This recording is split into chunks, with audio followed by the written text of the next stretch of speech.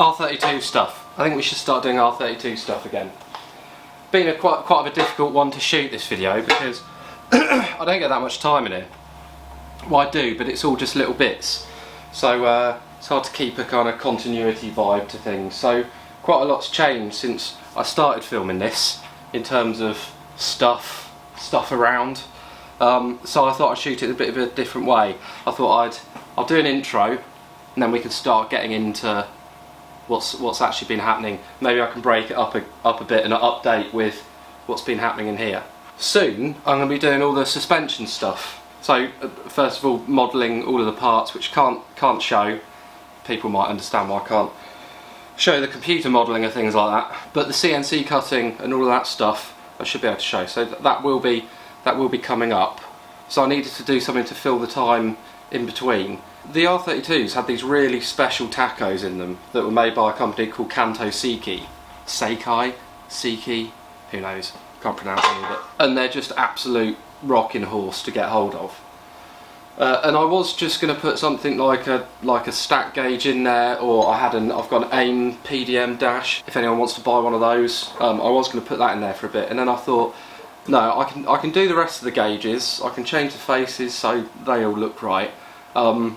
I thought I'd try and make the Gr.A tacho from scratch because I don't know, it'll be a bit of fun. I've got a good friend over in Japan, and he's got one of these gauges, and he sent me pictures of the back of it. So I thought, well, I can see the front. There's loads of information about the front of it. Now I've got the back, so I may as well try and make the whole thing good. So this whole vibe is going to be making the back case of a tacho that no one's ever going to see again. So first bit, over to the Boxfort, although it was over there-ish, I think.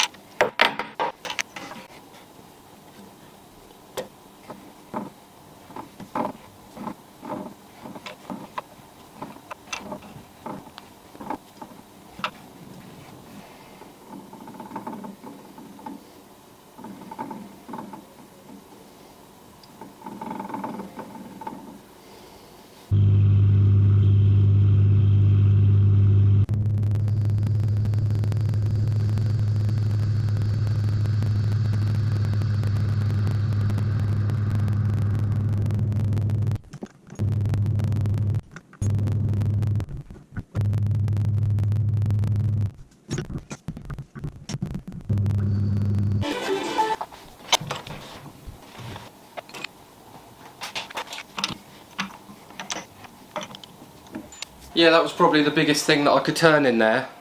I left this big bit on the end because I might make it into something else one day, right? So leave it there, and then I don't know what I'll turn that into, but at least the material's there.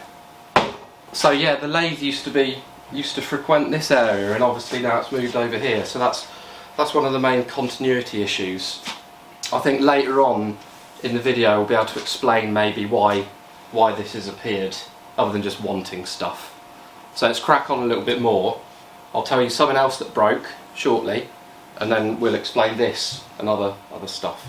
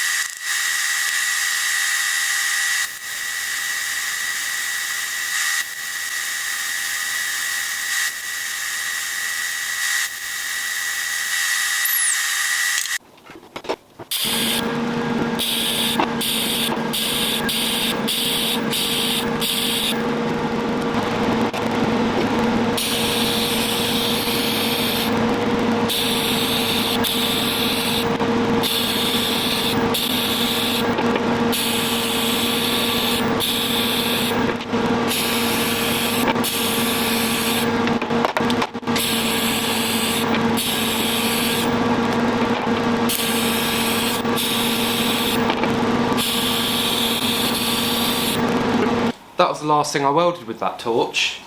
Sad times. I did a job afterwards that was a Datsun beam, and I had one too many bends on the head of that torch and water started coming out the end. It was a good job though. I got it finished, but we've upgraded now.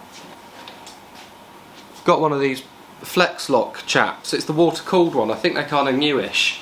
I was under the assumption that you could swap that over at this point, but I had to get a whole new like red line for it, the water return and electricity send, so that was a bit annoying, but I'm hoping this one won't break as much because there's nothing really properly flexible in there.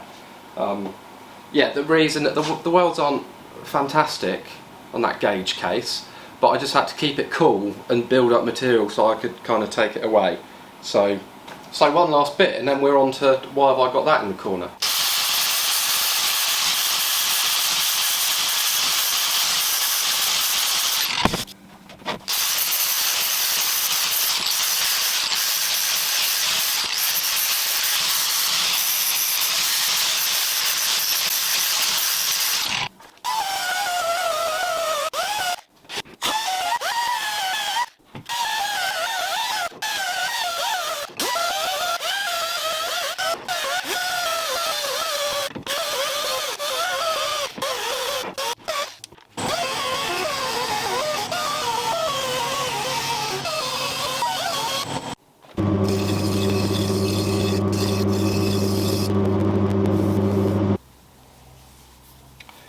To relieve some bits, but you'll see why.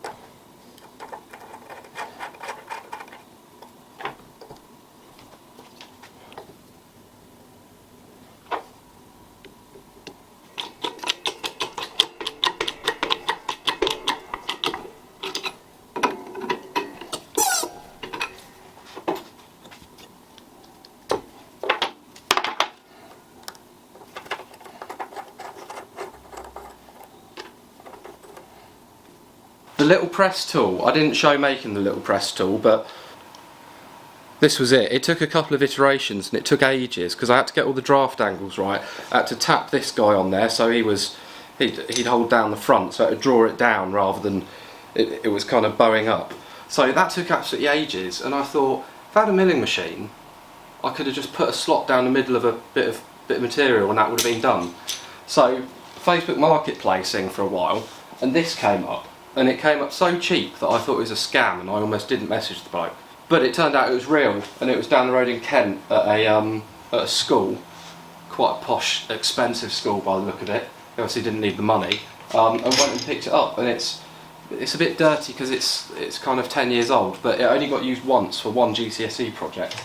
So it's a nice Walco VMC, arguably brand new, apart from kids have done a couple of things to it, which isn't ideal. But it just means I can mill stuff, and I can also use it to measure. For example, this mystery bell here that I'm not going to tell you about, and I'll put a Gr.A on it and stuff like that. One day I'd like to turn it into a CNC vibe, but we'll see how that goes, right?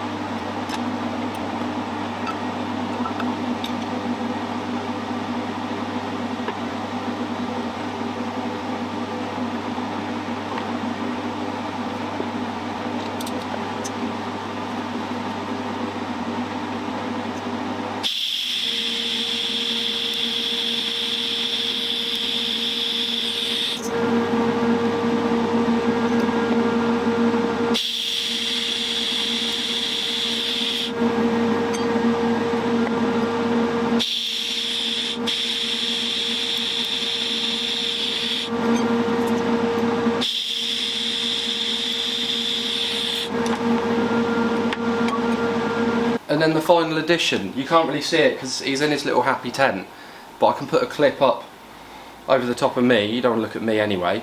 I got a 3D printer because I was getting a friend to print out stuff for me too much, just little gears and stuff to put a thread cutting thing on the Boxfort lathe. I thought, oh, this is quite useful actually. So other than printing BS like this,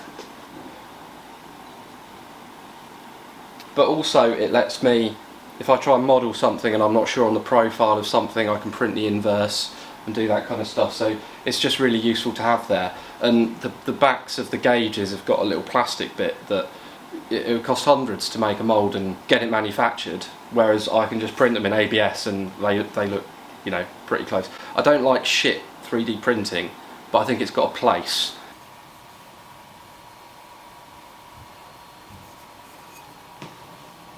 Not too upset by it. I wish I'd made a press tool for this so it could kind of have round edges, but it is what it is. Maybe I'll throw it in the bin and make another one.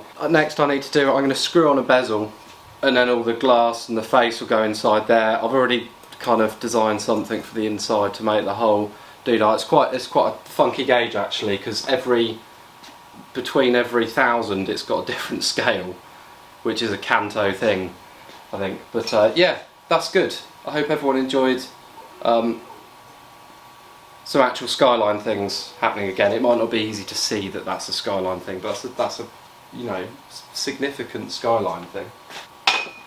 Next time I'll either show something tangible from the Gr.A suspension, or I'll do the bezel for the end of there on the lathe. Suspension, let's hope for suspension.